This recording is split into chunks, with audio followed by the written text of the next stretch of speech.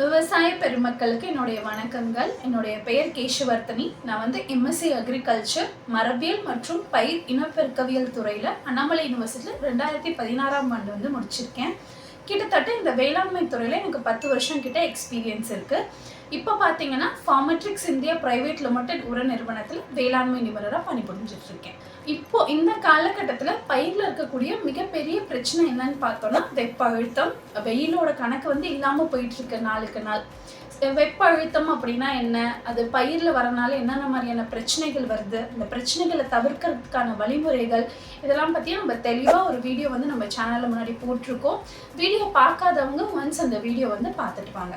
சரி, வெப்ப அழுத்தம் வந்துருச்சு, நான் என்ன பண்ணலாம், என் பயிருக்கு என்ன கொடுக்கறது அப்படின்னு சொல்லி கேட்டிங்கன்னா, மேக்ஸிமம் சரி பக்கத்து தோட்டத்துக்காரங்க கிட்ட விசாரிச்சிங்கனாலும் சரி, இல்லை நம்ம வயலுக்கே வந்து நிறைய ஃபீல்ட் ஆஃபீஸர்ஸ் வருவாங்க அக்ரிங்க, அவங்க சொல்கிறதா இருக்கட்டும், டீலர் கடையில் போய் கேட்டாலும் காமனாக ஒரு வார்த்தை வந்து நம்மக்கிட்ட ஒழிச்சிட்டே இருக்கும். என்னன்னு பார்த்தோம்னா சீவீடு எக்ஸ்ட்ராக்ட்.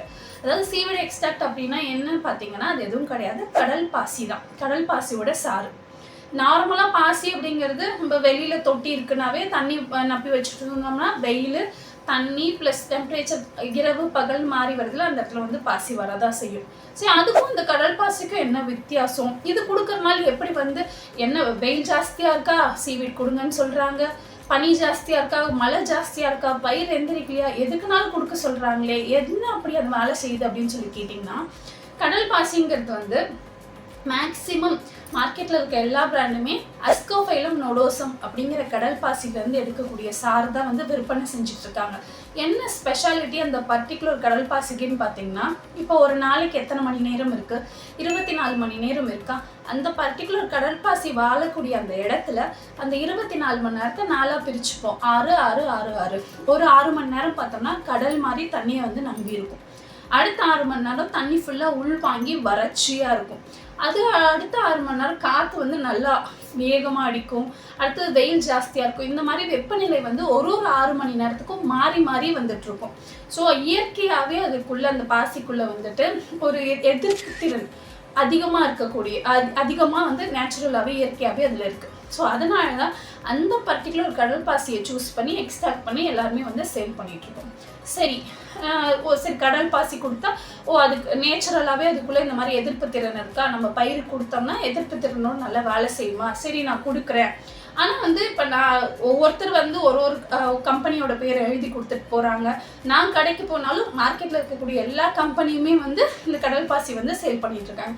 எது பெஸ்ட்டு, என்ன கொடுக்கலாம் அப்படின்னு சொல்லி கேட்டிங்கன்னா, மார்க்கெட்டில் இருக்கக்கூடிய தி பெஸ்ட் சீவிட் அப்படின்னு சொல்லி சொல்லலாம் நம்மளோட கிராப் ஸ்டிம் ஆல்கே. என்ன அப்படி வித்தியாசம் அப்படின்னு சொல்லி பார்த்தீங்கன்னா, இதில் வெறும் கடல் பாசி சாறு மட்டும் கிடையாது, தலை சத்து ப்ளஸ் சாம்பல் சத்தோடு கூடிய கடல் பாசி கிட்டத்தட்ட 17% இருக்குது. அது மட்டும் இல்லாமல் தனியாக இப்போ தலை சத்துன்னு பார்த்தா 4%, சாம்பல் சத்துன்னு பார்த்தோம்னா ஒரு 3%, இது கூட சேர்த்து அதாவது பீட்டேன்கள்னு சொல்லுவோம், பாலியமைன்கள்னு சொல்லுவோம், அல்ஜினிக் ஆசிடுன்னு சொல்லுவோம், மேனிட்டான்னு சொல்லுவோம்.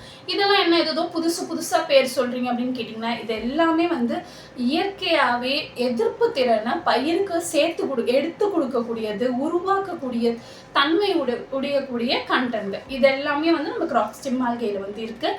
ஸோ இதை நீங்கள் பயிருக்கு கொடுக்குறப்போ என்னென்ன மாதிரியான தீர்வுகள் கிடைக்கும், எப்படி வந்து பயிர் இருக்கும், என்னென்ன மாதிரியான காலகட்டத்தில் கொடுக்கலாம், இதெல்லாம் உங்களுக்கு சந்தேகம் வரலாம். கிராப் ஸ்டிம் ஆல்கே அப்படிங்கிறது வந்து இன்றைக்கி நடவு பண்ணிங்கன்னா இன்னையிலேருந்து அறுவடை பண்ணுற அந்த நாள் வரலுமே வந்து நீங்கள் உங்கள் பயிருக்கு வந்து கொடுக்கலாம். இப்போ தான் நடவு பண்ணுறீங்க, கொடுத்தோம் அப்படின்னா வேர் வளர்ச்சி நல்லாயிருக்கும், பயிருக்குள்ளே இருக்கக்கூடிய எதிர்ப்பு திறனை வந்து இனிஷியல்லேருந்தே வளர்த்து விடும், பயிருக்குள்ள நீர் மேலாண்மை வந்து வலுப்படுத்தும், நீர் ஆவியாகிறது வந்து கம்மிப்படுத்தும். அதனால இப்போ வெப்ப அழுத்த டைமில் வந்து அந்த பிரச்சனைகள்லாம் வராமல் தடுக்க முடியும். நெக்ஸ்ட்டு அதுவே வந்து வளர்ச்சி காலகட்டத்திலையா பயிரில் பச்சையம் வந்து நல்லா கிடைக்கிறதுக்கு வந்து ஹெல்ப் பண்ணும். பூ வைக்கக்கூடிய டைமாக பூவோட எண்ணிக்கை, பூ பெருக்கம், பூ கொட்டுறதை வந்து கம்மியாக்குறது, நெக்ஸ்ட்டு பூக்கள் காய்களாக மாறுறது வந்து அதிகப்படுத்துறது, எண்ணிக்கையை அதிகப்படுத்துறது. அதே ஹார்வெஸ்ட் டைமா இப்போ வெப்ப காலத்தில் காய்கள்லாம் வந்து பிஞ்சிலே பழுக்க ஆரம்பிச்சிடும், இல்லை பழுத்த காய் மேலாம் ப்ரௌன் பேச்சஸ் வர ஆரம்பிக்கும், வெயில்னால வெடிப்பு வரும். இதெல்லாம் வராமல் வந்து தடுக்கிறதுக்கு வந்து ஹெல்ப் பண்ணும். இது கூட வந்து பொட்டாசியம் இருக்குது, அதாவது சாம்பல் சத்து இருக்குது.